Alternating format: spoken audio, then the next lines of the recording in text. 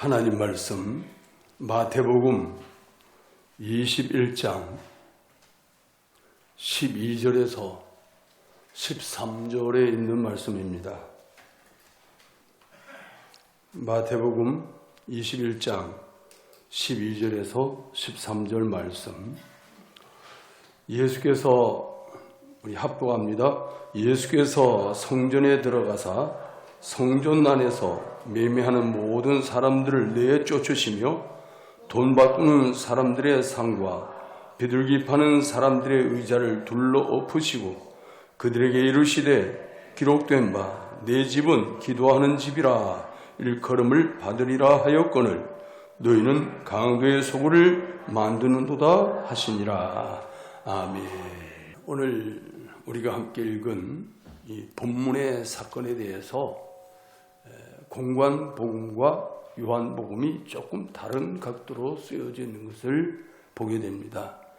요한복음은 예수님의 사역 전체가 예수님의 몸된 성전을 이루는데 초점이 맞춰져 있음을 보여주고자 했다고 하면, 공관복음서 기자들은 잘못된 유대주의를 타파하고 성전의 참된 의미를 나타내시는 예수님의 권세에 강조점을 두고 있습니다. 이런 사실을 염두에 두고 본문에 기록된 예수님의 성전 정화 사건이 어떤 의미를 내포하고 있는지 살펴보면서 성전을 정화시키는 예수님이라는 자에서 말씀의 은혜를 나누기를 원합니다. 첫째는 성전 정화는 유대교 정화 운동의 시작입니다. 오늘 본문 12절을 다시 보겠습니다. 예수께서 성전에 들어가사 성전 안에서 매매하는 모든 사람들을 내쫓으시며 돈 바꾸는 사람들의 상과 비둘기 파는 사람들의 의자를 둘러 엎으시고 그랬어요. 당시 예루살렘 성전 안에서 사람들이 제물로 드릴 동물을 팔기도 하고 돈을 바꾸기도 했는데 이 과정에서 상인들은 폭리를 취했습니다. 그렇게 해서 남긴 이윤의 일부를 대제사장에 바치는 등 이 거룩한 성전에서 있을 수 없는 일들이 비일비재하게 일어났던 것입니다. 이 말은 한마디로 예루살렘 성전 제사가 형식화되었다는 이야기고, 이것이 형식화되다 보니까 오히려 상업주의가 만연이 됐습니다. 그래서 성전이 아주 혼탁하고 더러워졌음을 보여주는 사건입니다. 그렇기 때문에 예수님의 이 성전 정화 사건은 단순히 성전 제사만 관련된 정화가 아니고 유대교 전체의 이 부패되고 썩은 부분을 도려내려고 하는 정화 운동의 시작이었다는 것을 우리에게 보여주고 있습니다. 유대인들에게 있어서 성전 제사는 아주 중요한 의무 가운데 하나였습니다. 그런데 예수님께서는 그들이 그 의무를 수행함에 있어서 큰 잘못을 범하고 있다고 아주 엄중하게 책망을 하셨습니다. 예수님의 책망은 한마디로 유대교의 전통 자체가 잘못 형성되었음을 지적해 주신 것입니다. 예수님은 자신의 죽음을 앞두고 이런 정화운동을 통해서 본인 자신에 의해서 형성될 교회를 지금 내다보고 이 말씀을 하고 있는 것입니다. 유대교는 이제 낡고 잘못된 전통을 버리고 하나님의 본연의 뜻으로 돌아가서 새로운 포도주를 담을 새 부대가 되어야 했던 것입니다. 그러나 유대교는 새 포도주신 예수님도 거부하고 새 부대로서의 교회도 거부했습니다. 오늘날도 보면 교회 상업주의, 외형주의, 예배 형식화, 이런 것들에 대한 우려의 목소리가 상당히 높아지고 있습니다. 심지어 뜻있는 어떤 사람들은 이런 글을 펼쳐냈어요. 한국교회 종교개혁. 이거 무슨 얘기입니까? 한국교회가 너무 많이 부패됐다, 이런 말씀이에요. 이런 말이 나오고 있던 사실 자체는 아무리 우리의 스스로가 합리화시키려고 해도 부인할 수 없는 한 가지 분명한 사실을 지적해 주는데, 한국교회는 병들었다, 물론 그 중에 건강한 교회도 있어요. 건강한 교회도 있지만 보편적으로 비례적으로 볼 때에 비율적으로는 병들었다는 거예요. 그러니 그 병이 깊어지기 전에 치료해야 된다는 사실입니다. 모든 병은 그렇습니다. 깊어지기 전에 초기에 잡으면 빨리 치료가 돼요. 그런데 이 병이 깊어지면 치료가 어려워집니다. 어떤 병이든 마찬가지. 육신의 병이든 정신적인 질병이든 생활의 질병이든 신앙의 질병이든 무엇이든 간에 깊어지면 치료가 어려워져요. 깊어지기 전에 치료해야 된다 하는 것을 우리에게 보여주고 있습니다. 그렇게 되려고 하면 무엇보다도 성도들의 삶이 변해야 돼요. 성도들의 삶이. 교회가 자꾸 병들어가는 것은 결과적으로 그 교회를 지도하는 지도자들도 부패하고 성도들도 부패가고 있다는 이야기예요. 그러니까 교회가 점점 병들어가는 것입니다. 성도들의 삶이 변하고 목회자의 가치관이 변하고 변하지 않으면 안 돼요. 성도들이 하나님의 말씀에 주의를 기울이고 그 말씀에 따르는 삶을 살고자 하는 교회는 끊임없이 개혁이 됩니다. 목회자도 정신이 번쩍 나요. 병의 근원이 치료되는 은혜가 그때 임하는 거예요. 우리가 하나님의 뜻을 따라 살려고 하고 말씀을 따라서 살려고 하는 이 몸부림이 있으면 주님의 도우심도 있고 강력한 치료의 은혜도 임하고 하나님의 영광도 나타나는 것입니다.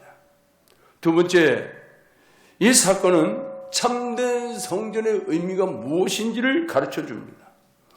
본문 13절 말씀을 우리 다시 한번 읽겠습니다. 그들에게 이르시되 기록된 바 내 집은 기도하는 집이라 일컬음을 받으리라 하였거늘 너희는 강도의 소굴을 만든도다 하시니라. 예수님은 성전에서 이 장사하는 사람들을 향해서 하나님의 집은 기도하는 집이 되어야 되는데 너희가 장사하고 돈 바꾸고 하면서 강도의 소굴을 만들어 놓았구나 책망하신 거예요. 예수님은 자신의 죽음을 통해 성취된 영적 성전을 염두에 두고 지금 말씀하고 있는 것입니다. 우리 요한복음 2장 19절에서 21절에 있는 말씀을 같이 한번 읽어보시겠습니다.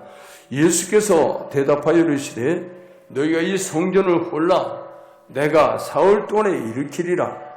유대인들이 이르되 이 성전은 46년 동안에 지었거늘 내가 3일 동안에 일으키겠느냐 하더라. 그러나 예수는 성전된 자기 육체를 가리켜 말씀하신 것이라. 그 성전에는 오직 하나님의 부르심을 받아서 하나님과 교제할 수 있는 자격을 갖춘 자들만 들어가는 것이 영적 성전이에요. 구약시대의 성전도 의미는 다르지 않습니다.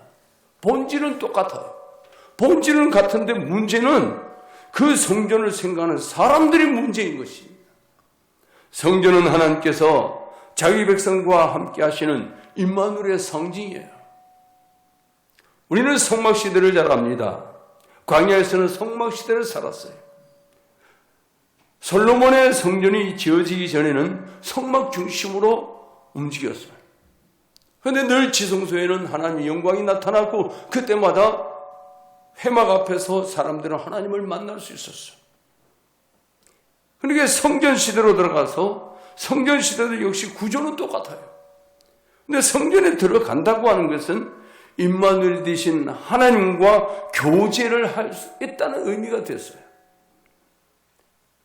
그런데도 유대인들은 성전에 함축된 하나님의 뜻을 외면하고 소위 이 미슈나라고 일컬어진 장로들의 유전, 이 장로들의 전통에 제시된 형식만 습관적으로 따랐어요. 습관이 나쁜 것은 아닙니다. 우리 예수님도 습관을 따라서 감람산으로 나아가시게 되었어요. 근데 문제는 어떤 습관이냐 하는 것입니다.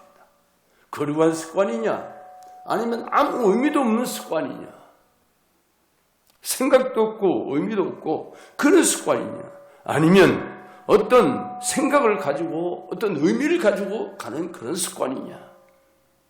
우리가 기도의 습관을 갖는 것은 굉장히 중요한 일입니다. 왜 기도합니까? 주님의 나라와 주님의 의를 이루기 위해서 기도하는 것이고 우리가 기도하는 것은 하나님의 뜻을 이루기 위해서 기도합니다. 이것이 습관에 되어 있으면 아주 좋은 거예요. 그러나 무의식 속에서 그냥 습관적으로 나오는 그런 행동이라고 하면 상당히 위험합니다. 오늘 본문 13절 상반절에 내 집은 기도하는 집이라 일컬음을 받으리라 말씀하시죠. 내 집은 기도하는 집이라. 기도하는 집. 우리가 날마다 모여서 기도하는 행위에 그것을 적용해 본다고 하면 우리가 주일 예배를 비롯해서 각종 집회에 참석할 때 어떤 마음으로 참석하느냐는 것입니다. 교회 지도자의 강요 때문이냐 아니면 아무런 생각 없이 습관적으로 참석하는 것이냐. 만약 우리가 이런 마음의 자세를 가지고 예배에 참석한다면 예수님 당시의 유대인들이나 하등 다를 바가 없어요. 똑같은 거예요. 그러나 예배에 참석할 때에 하나님을 만나고자 하는 열망, 하나님과 교제하기를 원하는 열망, 그 열망을 가지고 예배에 참석하는 것이 습관이 된다고 하면 그 습관은 얼마나 귀한 습관인지 몰라요. 아무 의미도 없는 습관이 아니고 예배를 통해서 하나님을 만나는 습관, 예배를 통해서 하나님과 교제하는 습관, 예배를 통해서 성도들과 교제하는 습관, 이 습관은 굉장히 중요한 것입니다. 바로 이런 열망을 가진 성도는 교회를 통해서 하나님께 영광을 돌릴 수가 있는 것입니다. 세 번째 이 사건은 예수님의 권세를 보여주십니다. 성전 정화 과정에서 보여주는 예수님의 행동은 당시 유대교를 지배하고 있던 종교적 전통에 대해서뿐만 아니고 그 전통을 신성시했던 유대교 지도자들에 대한 도전이었어요. 예수님은 당시 유대인들이 존경하는 랍비들보다도 자신의 권위가 더 뛰어나다고 하는 것을 보여주십니다. 말씀으로 직접 하신 적은 없어요. 행동으로 보여주시는 거예요. 그것뿐만 아니에요. 유대인들이 가장 존경하는 모세의 권위보다도 훨씬 더 당신의 권위가 높다는 것을 행동으로 보여주셨어요. 우리 마태복음 19장 8절에서 9절 말씀을 같이 읽어보시겠습니다. 예수께서 이르시되 모세가 너희 마음의 완악함 때문에 아내버림을 허락하였거니와 본래는 그렇지 아니하니라.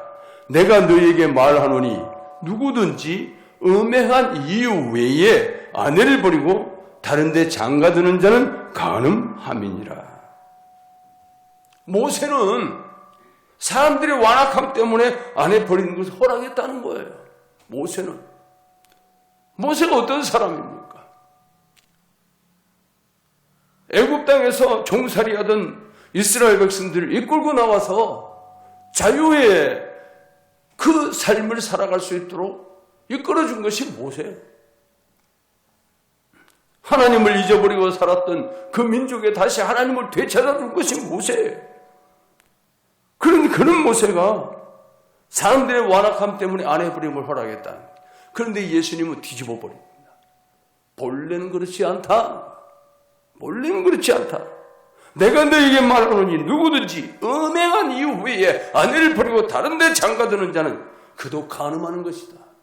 이렇게 말씀하십니다. 이런 예수님의 말씀을 듣고 그 행동을 목격한 유대인들의 예수님에 대한 평가는 제각각이죠. 어떻게 평가를 합니까? 마태복음 16장 14절 말씀 다 같이 읽습니다. 이르되 더러는 세례 요한, 더러는 엘리야, 어떤 이는 예레미야나 선지자의 하나라 하나이다. 그런데 엄격한 의미에서 유대인들은 예수님에 대해서 중간 입장을 취할 수가 없었어요. 왜냐하면 예수님은 그들에게 미치광이 아니면 실제 하나님의 아들로 비춰질 수밖에 없는 행동을 하셨기 때문에 그래요. 그러니까 하나님의 아들로 받아들이든가 아니면 미치광이로 치워버리든가 둘 중에 하나를 해야 되는 거야. 예수님의 행동이 어정쩡하게 내버려 두질 않아요. 예수님의 말씀은 사람들의 마음을 정욕하게 만들든지 아니면 감동을 시켜서 무릎 꿇게 만들든지 둘 중에 하나예요. 예수님의 말씀은 권세가 있어요. 권세가 있어서 그 말씀을 듣고 어정쩡한 중간 자세를 취할 수 없는 거예요. 예수님의 말씀이 권세가 없었다면 어정쩡하게 중간쯤 그 자리를 취할 수 있었겠지요. 그런데 예수님의 말씀은 아주 날카로운 바늘과 같아요. 날카로운 칼과 같아요. 예리한 수술 도구와 같아요. 그러니 그분의 말씀을 듣고 회개하고 돌이켜서 주님을 영접하고 하나님을 바로 믿으면 사는 길이고, 그렇지 않고 이 말씀을 거부하면 멸망하는 길이에요. 예수님의 십자가의 사건도 마찬가지입니다. 예수님의 십자가의 사건도 믿음으로 받는 사람은 영원히 사는 길을 얻을 것이고, 그 예수님의 십자가 사건을 거부해버리는 사람들은 영원한 영벌로 들어갈 거예요. 둘 중 하나예요. 중간이 없어요. 가톨릭에서는 연옥이라는 중간 계층을 하나 만들었어요. 성경에도 없고 하나님도 만들지 않은 자기들이 임의로 만든 연옥이라는 교리를 만들었어요. 연옥이라는 교리를 만들어서 사람이 죽은 다음에 연옥으로 들어가는데, 그 후손들이 정성을 다해서 하나님을 섬기고 조상들을 위해서 기도하면 연옥에 있던 그들이 천국으로 가고, 그러나 그 후손들이 정성을 기울이지 않으면 연옥에 있던 조상들이 지옥으로 떨어집니다. 이거는 불교에서 말하는 것과 비슷한 맥락이에요. 그래서 불교에서도 자기 부모가 돌아가시든지 이러면 지극정성으로 절에 가서 불공을 드린다. 그러면은 그 부모의 영혼이 극락왕생한다고. 그렇지 않고 후손들이 지극정성으로 불공을 드리지 않으면 그 영혼들이 저승으로 떨어져 내려. 그래서 저승사자가 와서 데리고 간다. 이건 가톨릭에서 말하는 그 교리나 비슷한 거예요. 근데 우리 기독교는 성경대로예요. 천국 아니면 지옥, 둘 중 하나예요. 중간 세계가 없어요. 예수님은 중간 세계를 만들어 놓지 않았습니다. 오늘날 우리가 예배하고 기도하는 행위가 하나님 보실 때에 합당하다고 하면 우리는 영원한 천국의 삶을 살 것이고, 그렇지 않으면 영원한 지옥으로 떨어져 내려앉겠죠.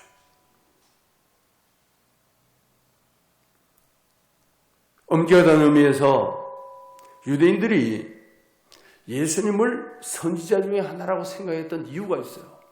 선지자 중에 하나라고 생각하는 것은 결국 그분 메시아로 인정하지 않는다는 이야기예요.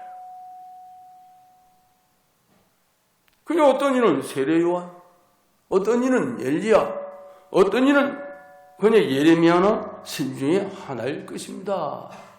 이렇게 말했다. 그러니까 이 유대인들은 예수님의 진정한 신분에 대해서는 믿음을 갖지 않는 것입니다. 메시아로 인정하지 않는 거예요. 특히 예수님은 그 말씀을 증거하시면서 구약 선지자들처럼 여호와께서 말씀하시되, 그들은 발음을 아도나이라고 그랬죠. 아도나이께서 말씀하시되, 이런 용어를 쓰지 않아요. 예수님은 한 번도 그렇게 쓰신 적이 없어요. 예수님은 오히려 말씀하십니다. 나는 무엇이다. 본인에 대한 이야기를. 나는. 이 에고 에이미, 그래서 내가 진실로 너에게 이르노라, 이렇게 말씀을 사용해요. 여호와께서 말씀하시되 이 단어를 쓰지 않아요. 이 문구를 쓰지 않아요. 내가 진실로 너에게 이르노니, 당신 자신이 하나님이시기 때문에. 그건 내가 하나님이다라고 말씀하신 적은 없어요. 그런데 이런 행동들을 통해서, 이런 말씀들을 통해서 당신이 하나님 본체이심을 드러내신 거예요. 지금 우리에게 있어서 예수님이 어떤 분입니까? 과연 우리는 우리를 사망에서 구원하시고 하나님의 자녀로 삼아주시고 우리의 삶 가운데 함께 하시는 임마누엘 하나님으로 믿고 있느냐? 만일 진정으로 그런 믿음이라면 우리는 모든 삶을 통해서 예수님이 받아야 하는 영광을 온전히 그분께 돌려드려야 되는 것입니다. 사람이 중간에 가르쳐서는 안 되는 것입니다.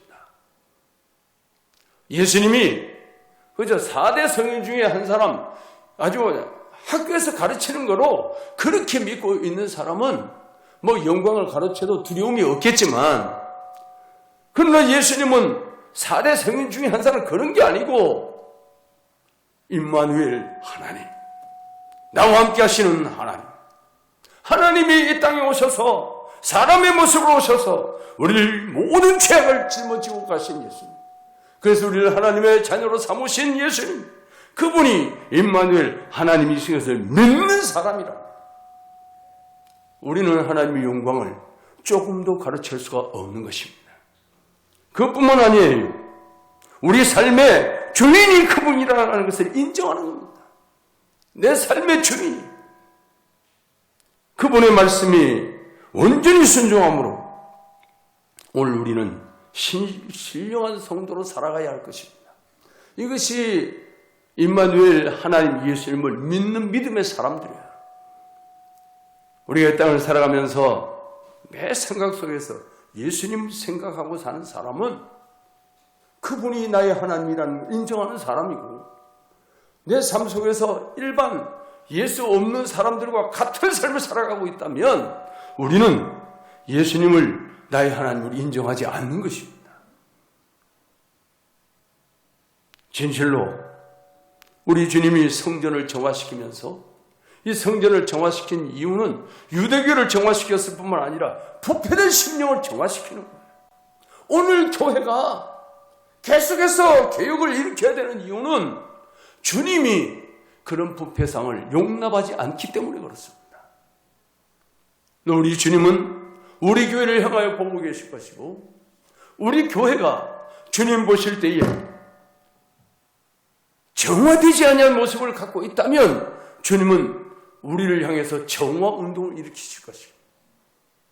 오늘 우리는 예수 그리스도 그분 앞에서 예수님이 진정 임마누엘 하나님, 그 하나님으로 우리가 받고 내 삶의 주인이심을 인정하고 그분 앞에 겸손히 순종하면 더 이상 정화될 게 없어요. 그러나 우리가 그게 아니라고 하면 분명히 정화되어야 되는 것입니다. 우리 각자의 심령이 예수님을 모신 성전, 성령을 모신 성전이, 근데 성전이 부패하면 정화되어야 하는 것입니다. 우리 각자의 심령이 하나님 앞에서 우리 자신을 살펴볼 때에 분명히 예수님은 임마누엘 하나님이고 내 삶의 주인이라는 것을 내가 지금 인정하고 있는 거야. 이걸 인정하고 있다고 하면 오늘 우리는 주님 앞에 늘 두려운 마음을 가져야 되는 것입니다. 예수 그리스도 그분의 이름 앞에 겸손히 무릎을 꿇어야 되는 것입니다. 그분께서 우리 어떤 일을 맡기시든지 겸손한 마음으로 받아들여야 되고, 그분이 주시는 능력을 믿고 아멘으로 받으면 되는 것입니다. 이 세상에 누가 충분한 자격을 갖추고 있어서 하나님 앞에 직분을 받은 자는 아무도 없습니다. 여기 서 있는 목사도 자격이 있어서 된 거 아니에요. 내 스스로 자격이 돼서 이 직분을 받았다고 만약에 그렇게 생각이 된다면 그분은 죄송하지만 예수님과 아무 관계가 없는 사람, 아무 관계가 없어요. 자기 힘으로 가는 거니까, 자기 능력으로 하니까. 그러나 부족하기 때문에, 자격도 없는데 주님이 충성되게 여겨서 직분을 맡겼다고 하면 이 얘기가 달라지는 거예요. 난 자격이 없어요. 그렇게 충성스러운 사람은 못 돼요. 그런데 주님이 충성되게 여겨서 직분을 맡겨줬다면 당신께서 힘을 주어서 충성하게 만드시겠다는 거예요. 오늘 우리는 하나님 앞에서 우리의 부족함을 고백하고 하나님의 은혜에 붙들리기를 소원하고 하나님의 능력으로 붙들리기를 소원하고 하나님께서 주시는 믿음으로 나아가기를 소원해야 됩니다. 그렇게 되어졌을 때 우리는 신실한 성도로 살아갈 수 있어요. 하나님을 기쁘시게 하는 모습으로 살아갈 수 있습니다. 아무쪼록 오늘 주시는 귀한 말씀을 가슴에 새기면서 성전을 정화시키는 예수님은 지금 나도 정화시키기를 원하고 우리 교회도 정화시키기를 원하고 이 나라도 정화시키기를 원하시고 정화된 모습으로 하나님 앞에 살아가는 저와 여러분의 삶이 되기를 예수님의 이름으로 축복합니다.